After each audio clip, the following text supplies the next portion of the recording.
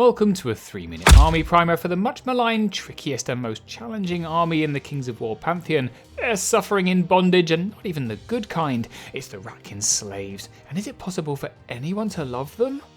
Ratkin Slaves always top the list of weakest or least played Kings of War armies, which is a shame because thematically they're one of the coolest, and you have to feel that their legend has outstripped their actual playability. Those who have persisted with the downtrodden furry friends have found them surprisingly rewarding, but you can't deny they need a hell of a lot of practice, so let's take a look at our list archetypes. One thing Ratkin Slaves bring is lots of bodies, and I mean a lot of bodies. Cheap, disposable furry bodies at defense 4 that hurt you when you kill them. Nothing more annoying than having literally every unit blow up in your face. So much do Ratkin Slaves play to the Swarm archetype that people often forget they bring Decimators and Nightmares that can play to some of the most devastating shooting lines in the game. Mixed with Tunnel Runners and all sorts of supporting melee, it's a potential world of pain. But yes, let's face it, Ratkin Slaves actually out-trash goblins, which takes some doing. Swap out warriors for wretches and you've got just horde after horde of crappy, annoying, board-dominating, exploding rats. What's not to love?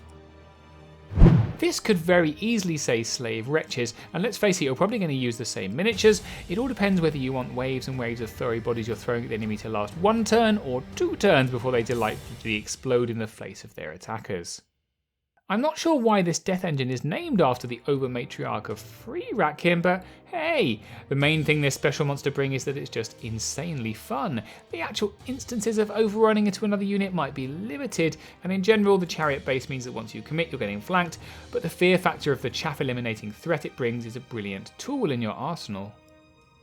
Decimators are usually paired with slave orcs, right? And now they're here with slave rats. They're no less devastating, although I've never seen much success with anything less than a horde. Why not take 3? There's no shortage of brilliant heroes in the list, not least the ridiculously cheap 55-point inspiring Rally 1 slave driver, but the fast, punchy, rallying, inspiring Taskmaster on Chariot takes the biscuit for a fantastically cost-effective heroic multi-tool. Okay, so there's no denying that learning to play the Ratkin Slave way takes a hell of a lot of practice. You have to learn how to sacrifice basically your whole army to succeed while either peppering your enemy with shots, reserving your punch for the right moment, or just grinding them down. It's a tough journey, but hey, you have the element of surprise. After all, no one's expecting you to win.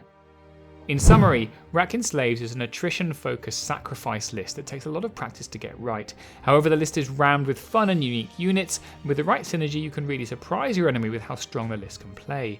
Not to mention that making the army gets you the key elements of 2 armies in 1, should you fancy going one way or the other. That being said, it's still getting the fabled 5 out of 5 for newbie difficulty rating.